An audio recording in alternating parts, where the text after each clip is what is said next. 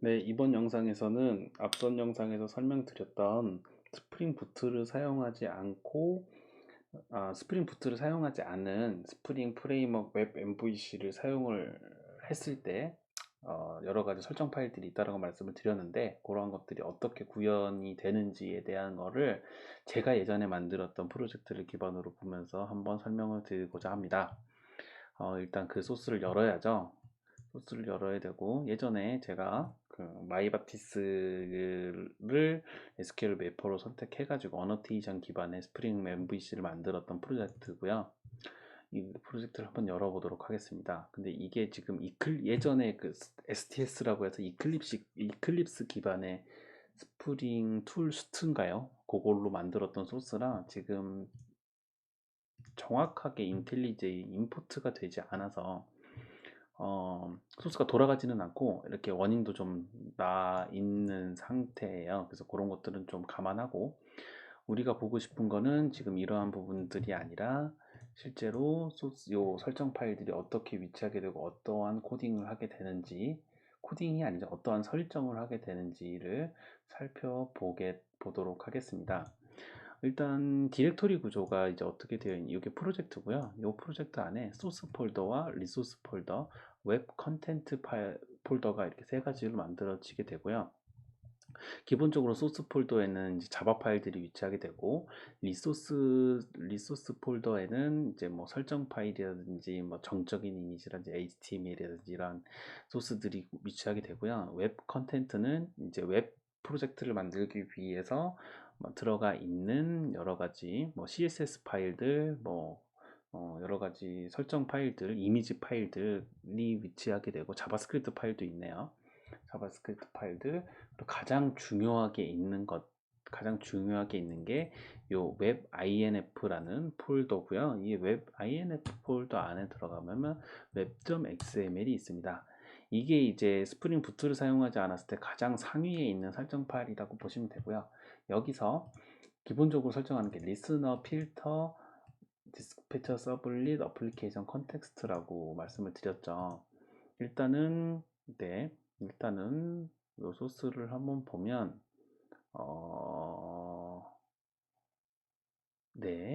요 소스를 한번 보게 되면은 일단 리스너부터 볼게요. 리스너인 경우에는 어떤 때 사용하냐면은 설정 파일이 여러 개가 있을 때 그것들을 같이 그 로딩을 하기 위해서 사용한다 라고 말씀을 드렸고요.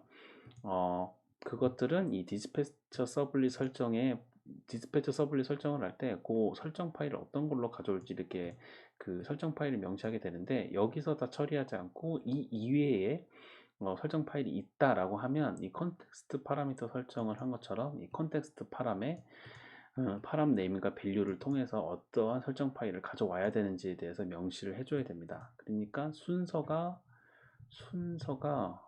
좀 애매하기는 해요. 이게 순서가 아마 이렇게 되겠네요. 가장 관련 없는 게 이제 필터 설정이니까 필터 설정이 맨 먼저 오고, 그 다음에 디스패처 서블릿이 오는 게 맞을 것 같아요. 얘는 기본으로 해야 되는 거니까 디스패처 서블릿을 하고, 그 다음에 설정 파일이 나뉘어져 있다 라고 하면은 리스너가 필요하니까 리스너 설정을 하고, 그 다음에 컨텍스트 파라미터 설정을 하는 게 순서상으로는 맞아 보입니다.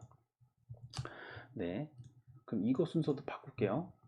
이거 순서도 리스너가 아니라 디스패처 서블릿에 리스너에 이렇게 되겠죠. 네. 그러면 네, 필터 같은 경우에는 아까 뭐라고 했죠? 그 필터 같은 경우에는 인코딩 설정 같은 거를 한다고 했죠. 요새 EUC, KR 뭐 이런 식이죠. 이러한 설정들을 하게 되고, 요 설정을 하기 위해서 필터 네임과 필터 클래스, 이거 외우지도 못하는 요 경로, 그 다음에 이 init 파람의 파람 밸류, 파람 네임 밸류, 이런 식의 설정들을 다 해줘야 돼요. 절대 외우지 못할 것 같습니다. 저는 몇 년째 보고 있는데도 불구하고 외우지 못할 것 같고요. 두 번째로 디스패처 서블릿 설정을 하는데, 이 디스패처 서블릿 설정이 이제 실제로 설정 파일들을 읽어와서 설정 파일을 읽어오는 거라고 보시면 되죠. 이렇게 해서 또 이제 그럼 디스패처 서블릿도 서블릿이니까 이 서블릿 클래스를 설정을 해줘야 되고요. 이 디스패처 서블릿이 뭔지 간단히 설명을 드리면, 스프링 부트는 이제 리퀘스트를 받을 때 서블릿이 리퀘스트를 받게 되는데, 이 서블릿이 기존 JSP 서블릿은 이 서블릿을 여러 개를 만들어 놓고 이 JSP나 이런 쪽에서 리퀘스트를 날리는 쪽, 클라이언트 리퀘스트를 날리는 쪽이었어요. 근데 스프링 프레임워크에서는 대표 서블릿이라고 해서 디스패치 서블릿을 하나 만들어 놓고 이 서블릿이 뒷단에 있는 컨트롤러들을 호출해 주는 방식이라고 보시면 됩니다. 맨 앞단에 나와 있는 애라고 보시면 돼요. 그래서 얘는 무조건 설정을 해야 되고요.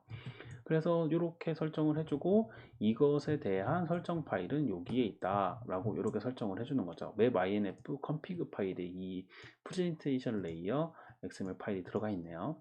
그리고 디스패치 서블릿이 이게 어떠한 리퀘스트 패턴이 왔을 때 얘를 호출해 줘라 라고 설정해 줄 수가 있는데, 이건 이제 서블릿 매핑의 형태대로 할 수가 있는 거죠. 여기까지가 이제 끝나는 건데, 여기서 만약에 저희 여기에서 언급한 것처럼 이렇게 설정 파일 두 개를 계층형으로 나눴다라고 하면은 컨텍스트 로더 리스너를 등록을 해야 되고요. 이 경로 자체도 되게 길죠. 그래서 요것도 등록을 해야 되고, 요거를 등록하게 되면은 이제 컨텍스트를 추가적으로 등록을 할 수 있죠. 이 컨텍스트를 추가적으로 등록하는 건 이제 추가되는 설정 파일은 클래스 패스에 있는 비즈니스 레이어 XML 파일인 거예요. 클래스 패스는 여기 리소스 폴더에 있는 여기서부터가 아마 클래스 패스일 것 같고, 요 클래스 패스의 루트가 바로 요 위치입니다. 그러니까 비즈니스 레이어 XML이 여기에 위치하게 되죠. 그리고 아까 봤던 기본으로 디스패처 서블릿에 대한 설정은 웹 INF의 config 폴더에 있다고 하네요. 그래서 config 폴더에 들어가면은 프레젠테이션 레이어, 그래서 리소스에 있는 요 비즈니스 레이어, 이렇게 설정 파일을 볼 수가 있습니다. 일단은 딱 보시기에 XML 태그가 굉장히 많고 클래스명이 굉장히 길며 네, 여러 가지 설정들을 좀 해야 돼요. 근데 이게 끝이 아니고 이게 3분의 1이라는 거. 요게 끝나면 어떤 걸 설정해야 되냐? 요 프레젠테이션 레이어에 있는 XML 파일을 설정을 해줘야 됩니다. 요거는 웹 INF에 config 파일이 있다고 했으니까 여기를 들어가 보면 되죠. 네, 그럼 여기 보면 이제 XML 네임스페이스하고 여기 테이블가 쭉 있고요. 일단은 요것 자체도 모델 것 같고, 네, 주석 처리되어 있는 부분들도 좀 있지만, 컴포넌트 스캔과 이 뷰 리저버 설정이 있는 부분을 볼 수가 있어요. 여기서 어노테이션 드리븐은 없네요. 아마 이게 AOP가 아니라 어노테이션 드리븐, 아마 이런 식으로 기술해주면 이제 어노테이션 기반으로 그거 뭘까요? 어노테이션 기반으로 자바 빈을 등록을 해주게 될 건데, 일단은 없고, 이건 아마 비즈니스 레이어 쪽에 있을 것 같아요. 일단은. 근데 일단 살펴보면, 물 한 잔만 마시고요. 일단 그 컴포넌트 스캔은 아까 잠깐 말씀드렸던 것처럼 이 컴포넌트 스캔이 지정하는 그 위치 하위에 있는 위치를 다 뒤지면서 객체로, 그러니까 그 스프링 프레임워크의 어플리케이션 컨텍스트가 객체로 만들어야 되는 애들을 다 찾아서 객체로 다 만들어 놓는 작업을 컴포넌트 스캔이라고 합니다. 근데 베이스 패키지가 이제 custom.sample.view라고 되어 있으니까 요 소스에 아마 샘플 여기 요 뷰에 해당하는 요 아래 하위 경로를 찾으면서 그 객체들을 등록을 하려고 할 거예요. 그래서 들어가 보면 그 아래에 들어가 있는 걸 뒤지면서 요 컨트롤러가 붙어 있죠. 그래서 요 소스들을 찾아가지고 아마 저기 빈으로 등록을 해주게 되는 작업이 요거일 것 같고요. 그리고 두 번째로 이제 뷰 리저버가 이제 뷰 단을 어떤 걸로 매핑할 거냐라는 건데, 여기에서 보는 것처럼 네, 프리픽스 뭐 서픽스를 더 가지고 그 리턴이 달아오면은 그거에 대한 파일을 어디서 찾느냐, 그리고 확장자는 뭘로 할 거냐를 이제 기술하는 부분이고, 웹 INF JSP 폴더가 이렇게 있죠. 이 두 가지에 대한 소스, 요 JSP 폴더에다가 이제 뷰에 해당하는 JSP 소스들을 쭉 만들어 놓고 그렇게 JSP 파일을 찾도록 이렇게 명시를 해둔 거죠. 네, 이렇게 해서 이제 컴포넌트 스캔하고 뷰 리저브 설정까지 끝내고, 그리고 나서 또 이제 비즈니스 레이어 쪽에 대한 설정을 또 해야 됩니다. 네. 네. 굉장히 또 뭐가 많죠.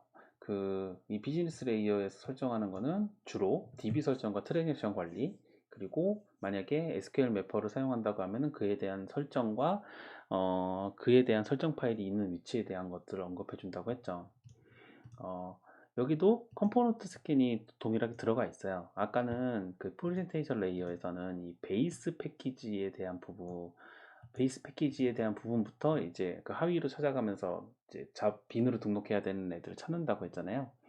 그 프레젠테이션 레이어는 그러니까 샘플 뷰에 있는 하위에 있는 패키지 하위에 있는 이제 소스들을 찾아가면서 하는데, 비즈니스 레이어에서는 이 샘플 비즈면 여기겠죠. 샘플 비즈를 찾아가면서 이제 어노테이션을 찾아가면서 이런 식으로 찾는 작업을 하게 될 겁니다. 그렇고 이제 AOP 설정도 있는데 AOP는 일단 넘어가도록 할게요. 그리고 데이터 소스 설정을 하게 되죠. 이제 데이터 소스 어떠한 JDBC를 쓸 거냐, 여기는 오라클이네요. 그리고 그거에 대한 URL, 패스워드, 그다음 유저네임, 패스워드를 설정하게 되고요. 그리고 JDBC 템플릿도 빈으로 등록을 해서 여기 이제 기타 빈 주입인 거죠. 요것도 등록을 해가지고 내가 사용을 하겠다라는 것들을 설정할 수 있고요. 그리고 트랜잭션 매니저, 트랜잭션 처리, 그럼 트랜잭션 매니저를 또 등록을 하고, 이게 이제 그 트랜잭션 처리하고자 하는 메소드가에서 중간에 예를 들어서 얘가 그 이세션이 발생했을 때 이제 그 이세션이 발생하면 그 전에 커밋 쳐진 것까지 다 롤백을 처리하는 이제 트랜잭션 처리, 우리가 얘기하는 이제 그 거래 정합성 뭐 이제 그런 거라고 보시면 되고요. 그거에 대한 설정들을 또 이만큼 하게 됩니다. 이게 또 뭐 어떤 이름이 있는 것들 기반으로 어떤 거를 이제 트랜지션 처리를 하겠다, 메소드 명이나 뭐 이런 것들을 다 기술을 해서요. 네, 그렇게 하게 되고, 그 다음에 여기서 또 아이바티스를 썼었네요. 그래서 아이바티스 설정을 하게 되죠. 그래서 아이바티스 설정 파일은 클래스 패스 SQL config 파일이 들어가 있고, 그리고 또 뭐가 있을까요? 빈은 SQL 맥 클라이언트 템플릿이라는 또 빈을 또 새로 만들어서 주입을 하겠다 라고 되어 있죠. 굉장히 많습니다. 네, 읽는 데만 해도 힘드네요. 이러한 부분이 있고, 그 다음에 또 끝나지 않았죠. 이 SQL 마이바티스를 쓰기 위해서 SQL map config라는 파일이 있죠. 그럼 SQL map config 파일에 들어가면 실제로 SQL들이 들어가 있는 XML 파일들을 쭉 기술하게 되고요. 그러면 이제 매핑이죠. 또 매핑 찾아가면 이제 여기에 쿼리들이 다 들어가 있을 것 같거든요. 네, 이런 식으로 아이바티스를 쓸 경우에는 이런 식으로 소스들을 사용을 하게 됩니다. 네, 그냥 간단히 봤음에도 불구하고 웹.xml, 그 다음 프레젠테이션 레이어 XML, 비즈니스 레이어 XML, 그 다음에 SQL 맵 config XML, 그리고 실제 쿼리가 되어 있는 유저 매핑, 이런 XML 파일들이 주르륵 나오게 되죠. 네, 자바 소스는 하나도 보지도 않았는데 이미 여기서 질려버리게 되죠. 제가 여기서 되게 많이 좌절을 겪은 부분이기도 하고, 그래서 이러한 부분들을 좀 본다면 이런 스프링 부트를 통해서 이제 여러 가지 자동 설정을 지원해주는 이러한 환경이 얼마나 개발자가 겪을 수 있는 이 여러 가지 설정에 대한 허들을 쉽게 넘을 수 있게 해주는지에 대한 감을 잡을 수 있다라고 생각돼서 설명을 좀 드렸고요. 일단 나중에 시간이 되면 이 스프링 부트를 사용하지 않고 웹 프로젝트를 이런 MVC 프로젝트를 만드는 거를 한번 구성해서 한번 보여드리는 시간을 한번 만들어 보도록 하겠습니다. 그러면 이번 영상은 여기까지 할게요.